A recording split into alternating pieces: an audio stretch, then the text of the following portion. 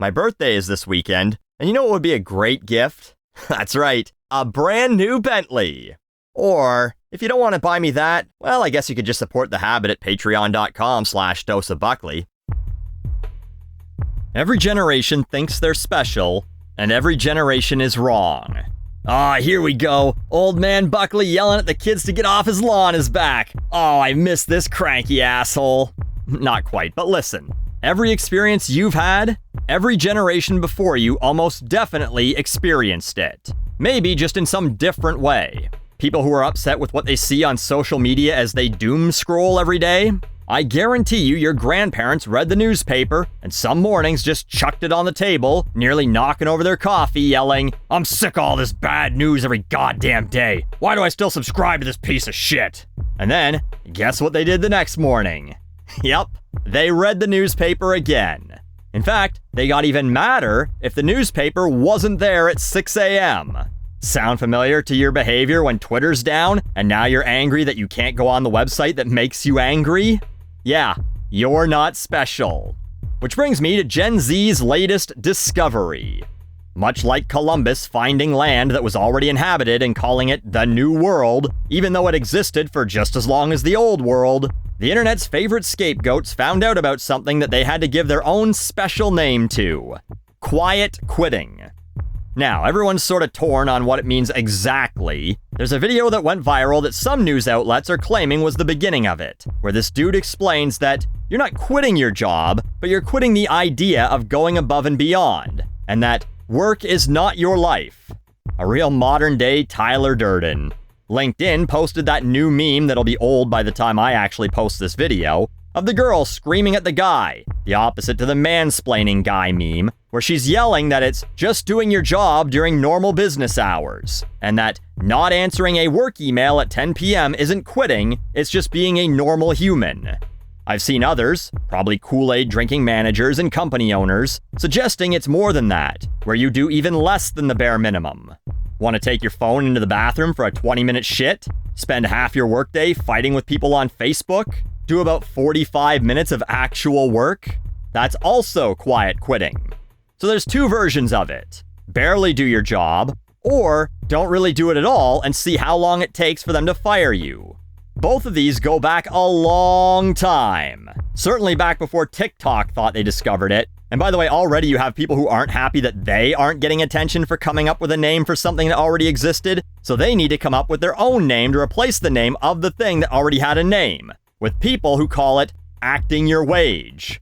Oh yeah, baby. Now you'll get all those likes for yourself. Yeah. Sweet validation. But let me tell you about when millennials thought they were special and discovered both of these concepts for the first time. It's summed up as a classic Homer Simpson line. He tells Lisa, if you don't like your job, you don't strike. You just go in every day and do it really half-assed. That's the American way. That was from an episode in 1995. And of course, just passing its 23rd anniversary, older than the kids making these TikToks about quiet quitting, perhaps the greatest workplace comedy ever made, Office Space.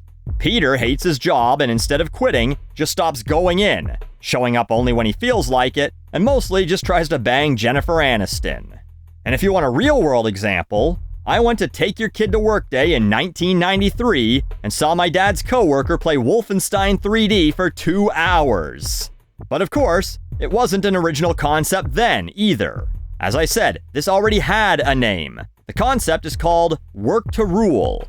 It's very popular with teachers because they're often asked to coach after-school sports and volunteer to supervise extracurricular activities and clubs for no extra money. And so, whenever their unions go on strike, and then the government says, no, teachers are essential, who also provide free daycare for our awful children. You must go to work while you negotiate a new contract. Teachers just say, fine, we'll just assign less homework, and we aren't gonna run football or the fucking chess club. Shove those little horsies up your ass and ride them home, kids, because we ain't staying past 3 o'clock. But here's where old man Buckley might be dead and buried in his own front yard while kids now trample my grave. Because at one point, maybe I would have shit on these people, but now I kind of agree with it.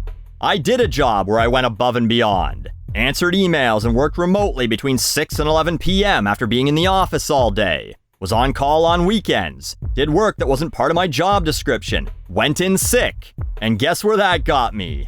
A lovely, thanks for 12 years of your life, we're letting you go. Bye. But maybe I'm just now the bitter, lazy asshole, right? Well, of course, not to be outdone by the kids who think they came up with a new concept, you've got the people who believe that this is a new problem specific to this generation. Someone tweets, first it was the Great Resignation. Then, nobody wants to work anymore. Now, quiet quitting. It's almost like we will do everything in our power to never explicitly talk about exploitation and alienation under capitalism. Oh, calm down there, Fidel, am I right? Someone replies, or a lazy, entitled generation refuses to put their big boy and big girl pants on and go earn a living. This is the first generation with lazy people, everyone. First one. Another replies, employment is 100% voluntary as to where you work, the wages you accept, the task you perform, and the environment. To say it's exploitation is the mantra of the lazy and those who whine their way through life. Hashtag that's life. Hashtag get over it. And then you have the classic, don't lump me in with them people. Like this guy. My generation will always find an excuse to do the bare minimum at work. Quiet quitting or whatever you guys call it is fraud to me. If the firm is not treating you well, leave. Stop dragging all of us through the mud. Gen Z people. It's you I'm talking to. Eye-rolling emoji. I guarantee all these people tell everyone that, at their jobs, they're the most important people and the company couldn't get along without them.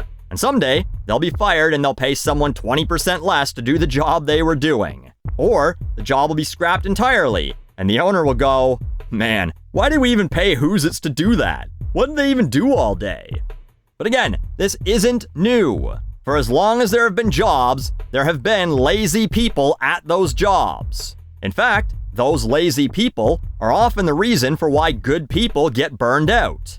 Every one of us has worked with someone who doesn't do what they need to be doing. You pick up their slack because you need to do that in order to get your job done, and then they end up getting paid as much or more than you do, or sometimes get promoted over you. And by the way, if you're like, what? No, that's never happened to me, then you're the lazy asshole everyone's covering for. Congratulations on coasting this far through life. Hell, everyone in the military knows what this is all about. Ask a veteran what never volunteer for anything means. They'll tell you, you never go above and beyond or do anything beyond the job that you're there to do. I guess the military's been quiet quitting for 100 years.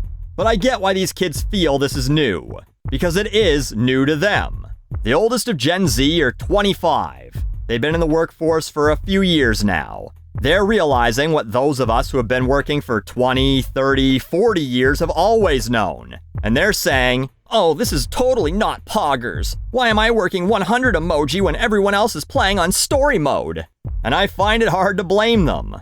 Yeah, work sucks. That person who's like, employment is 100% voluntary where you work. That's like telling someone you're torturing, listen, quit complaining. It's entirely up to you how I torture you. I can either shove bamboo in your fingernails or hook a car battery up to your balls. Which would you prefer? Oh, well, since I have options.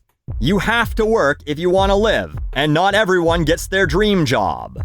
But yes, if you don't think your current job is fulfilling, instead of dragging yourself to work every single day, do yourself a favor. Look for something you might like to do.